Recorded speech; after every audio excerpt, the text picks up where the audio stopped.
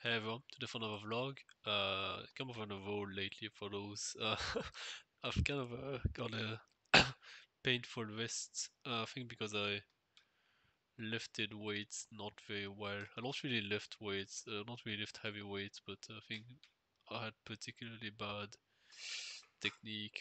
And so my wrist is hurt on my writing hand when the word I used to draw and such, and it also hurts when I type. So I think I'm just keen on making these vlogs. Maybe it's a sign. Maybe it's a sign from the world. I don't know. The question for today is the following.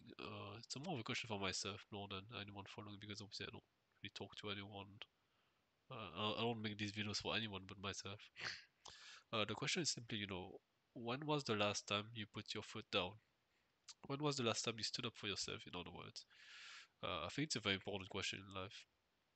It's uh, it's one of those things that if you don't do it, then no one will do it for you. Obviously, it's very obvious, but it's important to like internalize what it means that no one will do it for you. What it means is that it's completely possible for your entire life to be way too passive, way too just let people walk over you basically, and the only correcting mechanism is yourself, right? Like there's nothing else. People will definitely take advantage of the people who do that. Maybe some people around you will tell you that's what's going on, but at the end of the day, only you can change that. So I started thinking about this, this whole thing about like when was the last time you put your foot down by basically just watching the people around me, and like this it probably says a lot about myself, but like the people I'm around, they always have this, this very polite tone. Like whenever there's something a bit wrong that you can tell, there's always like there's always you can feel this tension. Like should I say it?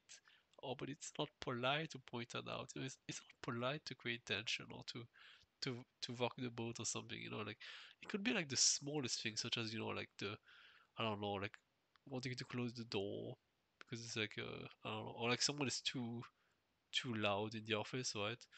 Because we don't really have like cubicles where work. It's more like an open office with like small walls. They're not really walls, more like a like to demark the offices, but like whatever, like whenever there's someone who's loud, for example, like no one really dares to say anything. And it makes me think, it makes me think when I see those people, as well as see myself sometimes. When will you ever do something? When will you ever do something? Will you always do that? Like, at some point, you kind of have to wonder, like, if you just allow it, then it's just going to be your reality, right? Um, I think it's kind of a tangent, but not really. Like, I think when I think, for example, of something like university, an institution like university, I think most institutions do that implicitly or not, but I think university is a big one. I think. When I think of like what is like the major role of university, I think for me it's clearly not learning, right? Like in general schooling, I don't think schooling is about learning. I think that's the facade. It's more like obedience, and more precisely than obedience, I think it's like this this filtering between people who can tolerate a lot of bullshit and not speak out and not say something or whatever or just give up or like go somewhere else, and the people who are just fed up with that, right? Like I think that is genuine major role of university is to sort out people who will be within the system and who will just tolerate it and won't say anything. Um, in a sense, you could say that this kind of university, this kind of filtering institution, uh, is it requires there to be dropouts. Like the fact that the university dropouts is a good thing, because it kind of allows you to see who are the people who who can really tolerate a lot of bullshit, who won't really speak out against it. Uh, I'm not sure if there's like any other major institution that I can think of. I mean, university is a major one because obviously, at least schooling is a major one. Maybe obviously not everyone goes to like higher education, but obviously everyone goes in my country has to go to up until 18 to school. I don't think you have to necessarily finish the like the associate uh, sort of level, but I think at least until 18 you have to go to school. Um, yeah, it's kind of crazy to think, like how much fucking bullshit you have to tolerate in school. Right? Like there's the homework, of course. I think people are very right to point out that having to deal with more work when you're at home, when you're supposed to be like done with school and you have to do it still. Yeah, that's utter bullshit. So also just like I have to take classes. I literally just first day is the day I have to take classes for my company. I have to take classes, and my god, university is so fucking cringe. It's such an awful experience. It's basically like 95%, maybe 100% of the people in the audience were completely lost by the class. Like the pace is way too fast, and it's just a waste of time. Like, people are just copying down what the teacher is saying, but like they don't understand anything. I don't understand anything, but I mean, if I had to cope, I'd say it's because I don't really care because it's not like I have a degree to study for. It's just I'm attending the classes because that's what's being asked for me to like learn things for my job. Even then, it's kind of questionable whether I really need the specialized knowledge for my job because, as I've said in the past, my job is mostly bullshit. I just pretend to work in front of a screen. So yeah, yeah. School is a school is a whole lot of bullshit. Like to be able to digest all of that, to be sorry to tolerate all of that. It takes a lot. That takes a lot. You need to be a certain type of character in order to tolerate all of that, and to not go crazy or something. So I think my theory has a lot of like truth to it. I don't know if the most important role of university is to filter out people, but I think it's a major one. It's a huge indicator of obedience, right? And I don't like to use the term blue pilled. It's kind of I don't know, I don't like those internet terms too much. But like I think there's kind of like this sense of like people who are really institutionalized, like who really believe in these institutions and those credentials, and they put their time into like getting more credentials and certificates and all that. Like they have like 3 degrees. I literally saw a person who recently joined my company, not in the same team, but like another team that is adjacent. And I saw that they had yeah, they had like 3 masters, uh they had like several certificates and like those are like formations. I'm not sure what the word is. I'm just gonna Google it really quick. It's like a short. It's like a certificate, but like it's not really a degree, but it has the paper and the official certificate linked to it. Because obviously if you don't have a certificate linked to something you're learning, then it's obviously not worth anything, right? Because there's no such thing as learning outside of an official institution, as we all know. There's no such thing as learning for your own interest or just learning by yourself at your own pace, setting your own projects. There's no such thing as that. So yeah, I think it's pretty crazy to like meet those people who are like super institutionalized. This might sound super offensive what I'm about to say, but what I noticed is that those people they really don't take care of themselves. Uh, like those two traits seem to be very correlated with one another. Um, like being super institutionalized and not taking care of yourself, in a sense that on a really basic sense, they don't take care of their physical body, right? So they're typically overweight, or could be also really underweight, but I think it's mostly being overweight. Just yeah, they don't really seem to just spend time with themselves. I don't know. I think I wouldn't be surprised if those two traits were basically the same thing, like being highly institutionalized and being highly bought into the idea of certificates and qualification, and also not really taking care of your own life. Because obviously, if you're living for the institutions, then you're probably not living for yourself. I think those two things are pretty incompatible, I would say. Unsurprisingly, most people don't take care of themselves in general, so maybe yeah. So I mean, I think the way out is kind of obvious, right? Like, it's to not do that thing. Like, it's to actually decide to put your foot down. It's like the courage is not. the thing about courage is that it's rarely rocket science. So talking about courage is kind of pointless because if you talk to someone who is not courageous, they know deep down what they need to do. Right? They are like they are not fucking stupid. Like they obviously know that's what they could be doing, but they don't do it because it's scary. And so like I'm always hesitant to talk about those things because it's like, what's the point, But I'll say there's one thing you can always do, which is to start small, right? Like to start with the small things. To start by telling people just, hey, can you just not be loud, right? Like just be confrontational, but like in a way that is not being an asshole, but like also in a way that is not like so in a situation that is not like the worst thing in the world, right?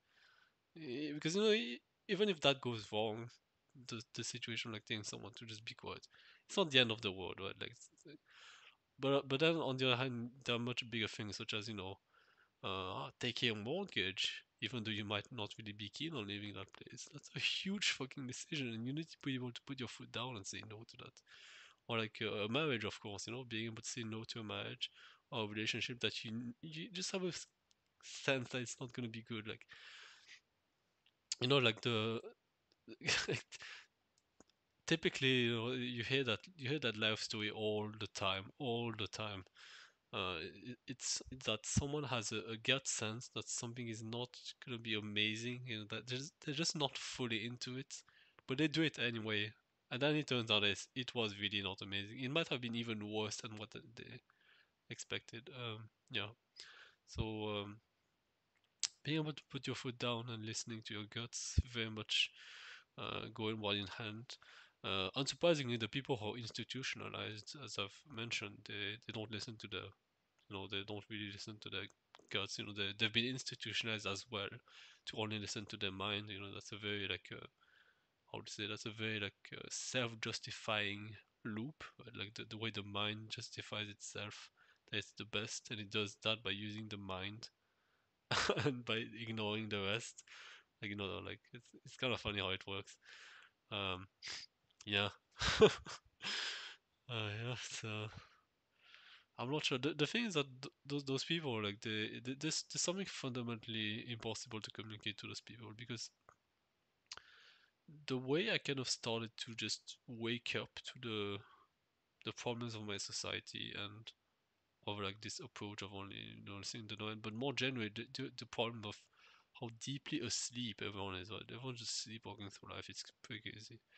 The reason why I started waking up to those waking up is a bit of a arrogant term, but it's like just becoming way more aware of them.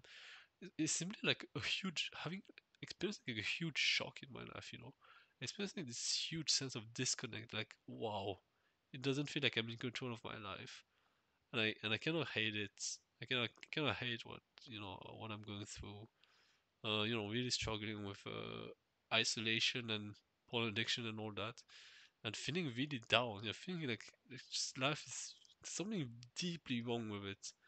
And so there's a sense in me which like I feel like the only way people really learn, the only way people learn to learn, the only way people learn to live is by having this initial shock. I would say, as much as it sucks, I've rarely I don't think I've ever come across someone who's like genuinely wise and who's reflective about life, who hasn't had a pretty significant shock in their life. That really seems to be what uh, happens. And there may stories which are about that. Maybe they're not like maybe the writers didn't have this explicit frame in their mind, but I think in general it's kind of sad. But like human beings are very much in a state of sleepwalking through their life until there's this initial shock. This like it's Breaking Bad. That's the story behind Breaking Bad, of course. Like Walter White sleepwalking through life, just doing what is expected of him, never putting his foot down. Then he learns he has cancer, and he realizes that his life is finite.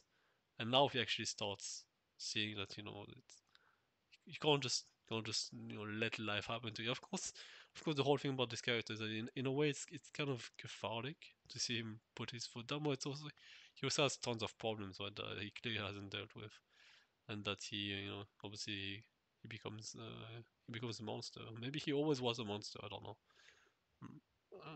Doesn't like you could interpret it different ways. But yeah, it's yeah, I think that's actually a good example there that I bring up Walter White.